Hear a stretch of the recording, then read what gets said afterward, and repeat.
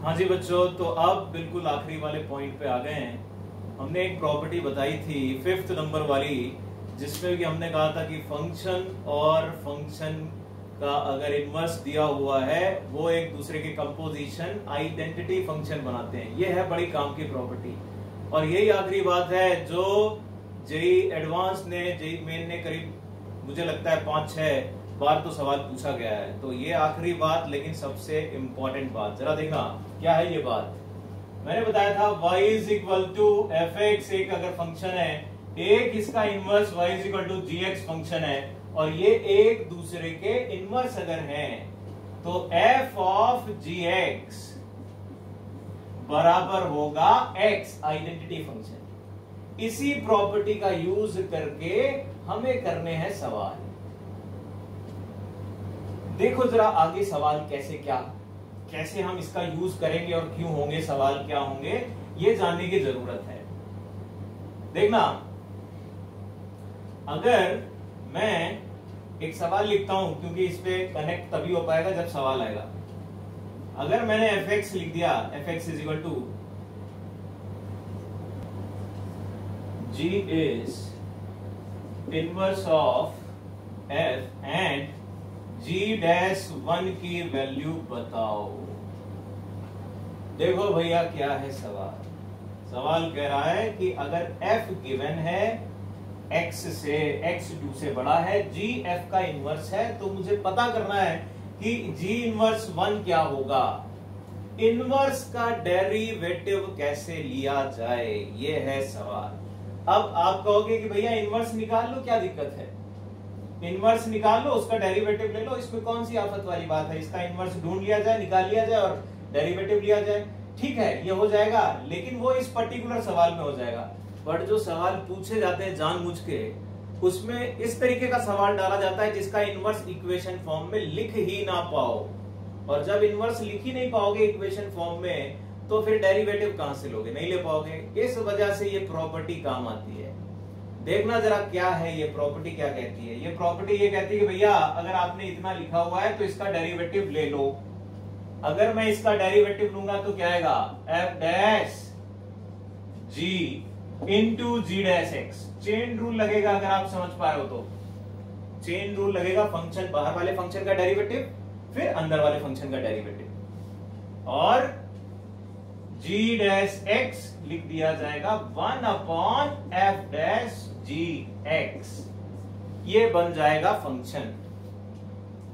यहां पर देखो जरा, अब यहां क्या कह रहा है, यहां कह रहा है g डैश 1 की वैल्यू बताओ, यानी 1 अपॉन f डैश g1 की वैल्यू बतानी है, अगर ऊपर वाली बात से कनेक्ट कर पा रहे हो तो। अब बात क्या है, अगली चीज ये रह गई कि मुझे g1 की वैल्यू निकालनी। g क्या है, g है आपका इनवर्स। तो मैं यहां अलग से निकाल रहा हूं, जरा गौर करिएगा। मैंने मान लिया g1 की वैल्यू अल्फा है, सपोज g1 की वैल्यू अल्फा है, गौर करना इंपॉर्टेंट बात है। तो मैं f ऑफ अल्फा की वैल्यू क्या 1 कह पाऊंगा, क्योंकि g इनवर्स था, जो उसका इनपुट है वो आउटपुट हो गया, आउटपुट इनपुट हो गया, बदल दिया मैंने। फिर फंक्शन से देखो अल्फा क्या हो सकता है, alpha square minus 3 alpha plus 1 is equal to 1 कर दो, और अगर सॉल्व करोगे तो अल्फा की वैल्यू आ रही है 0 या 3। लेकिन तकलीफ देख लो, सवाल में लिखा है कि वो 2 से बड़ा होना चाहिए, इसलिए मैं कहूंगा कि ये वाली वैल्यू ली जाएगी। यानी मैं बोलूंगा g ऑफ 1 मस्ट बी 3। ये समझने वाली बात है भाई। तो फिर यहां पर 3 रख देना बेटा। अब अगर यहां पर 3 रख दोगे 1 अपॉन f डैश 3, यानी अब सवाल में क्या रह गया फाइंड करने को, सवाल में रह गया इसका डेरिवेटिव। अब इसका डेरिवेटिव तो निकाल ही सकते हो भाई, नहीं निकाल सकते, इसका डेरिवेटिव निकाल लो। कितना आ रहा है, डेरिवेटिव आ रहा है 1 upon 2x minus 3 at x is equal to 3। कितना है, 3 रख दो, 1/3 आ गया। बात समझ में आई क्या? ये वो पर्टिकुलर टाइप का सवाल है जो बहुत ज्यादा जरूरी, और ये प्रॉपर्टी बेस्ड है। अब इसी तरीके का सवाल कुछ भी और भी हो सकता है, या इस प्रॉपर्टी से कनेक्ट करने वाले सवाल कई बार पूछे गए क्या इसका एक नहीं दो डेरिवेटिव लेने की कहानी तक भी पूछी गई है, और इसको इंटीग्रेशन वाले चैप्टर से कनेक्ट करके भी सवाल बनाए गए कई और पूछे गए। इसलिए ये वाली प्रॉपर्टी बड़ी काम की है। हम यहां पर डायरेक्ट इनवर्स निकाल सकते हैं इस पर्टिकुलर सवाल पे, लेकिन हर बार नहीं निकाल पाएंगे, और जब नहीं निकाल पाएंगे तभी तकलीफ आएगी, और तभी के लिए ये सवाल बना हुआ है। ये तो छोटा एग्जांपल देने के लिए मैंने इस तरीके से बनाया। इस पूरे सवाल को करने के केवल दो चीजें हैं, दो स्टेप हैं, वो दिमाग में रखो। क्या? पहले तो आइडेंटिफाई कर लो क्या है फंक्शन, क्या सवाल है कि इनवर्स का डेरिवेटिव पूछा जाए। अगर इनवर्स का डेरिवेटिव पूछा जा रहा है तो दो चीजें जरूरी। पहली, ये प्रॉपर्टी लगाकर यहां तक ऐसे लिख लो। दूसरी बात, जैसे ही g ऑफ वो जो भी कुछ निकालना है, g ऑफ 1 निकालना है, तो ये प्रोसीजर अलग से दिमाग में रखो। क्या मैं g1 रखूंगा तो f ऑफ अल्फा की वैल्यू 1 हो गई, तो फिर फंक्शन से ही ऑब्जर्व करना होगा। कई बार ये सीधी इक्वेशन मिल जाएगी, कई बार हिट एंड ट्रायल भी लगाने की जरूरत पड़ेगी, तो वो यहां पर लगाएंगे तब फाइंड हो जाएगा। ठीक बात है। और फिर बाद में वैल्यू रखेंगे, आपका बात बन जाएगी। एक और सवाल देखेंगे तो आपको बात समझ में आएगी। जरा हटाओ जाइए, जाओ देखो जरा क्या है। fx एक फंक्शन लिख दिया मैंने, और g फिर से वैसे ही बोला है कि इनवर्स है, और g'2 की वैल्यू पता करनी है मेरे को। तो क्या करना चाहिए बेटा, यहां पर अगर आप नोटिस करो, अब की बार तो तुम इनवर्स भी नहीं लिख सकते। पिछला वाला सवाल तो ऐसा था जिसमें इनवर्स लिखा जा सकता था।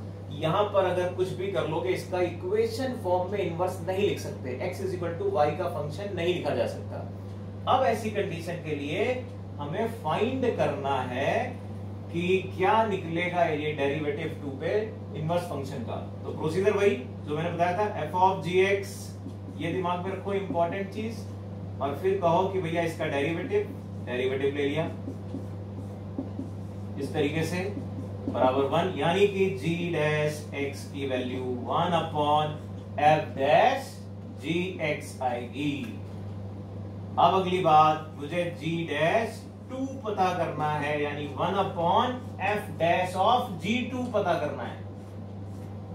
ये तो पता चल जाएगा बड़े आराम से, g2 बस निकाल लो।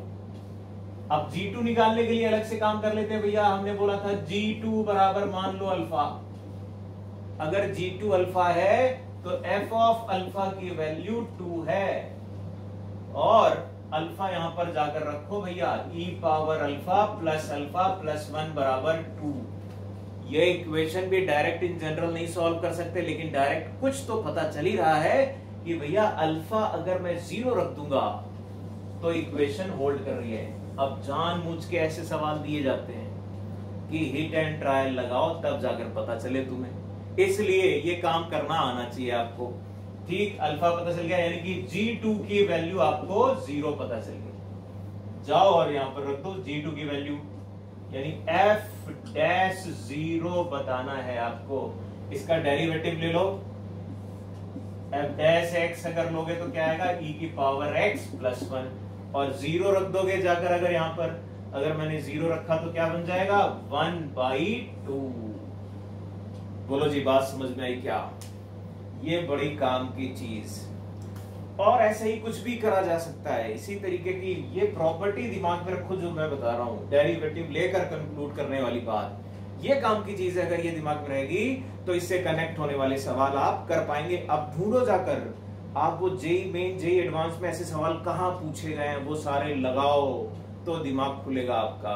काम की चीज है, इंपॉर्टेंट बात है, और चैप्टर की सबसे आखिरी बात भी है। ठीक है, तो फंक्शन यहां पर कंक्लूड करते हैं, फिर इसके आगे अगला चैप्टर चालू करेंगे। अगले चैप्टर तक फिर इंतजार किया जाए। तब तक फंक्शन के सारे सवाल ढूंढ के जहां से मिल रहे हैं आपको कंप्लीट कर लीजिए। ठीक है, बाय बाय।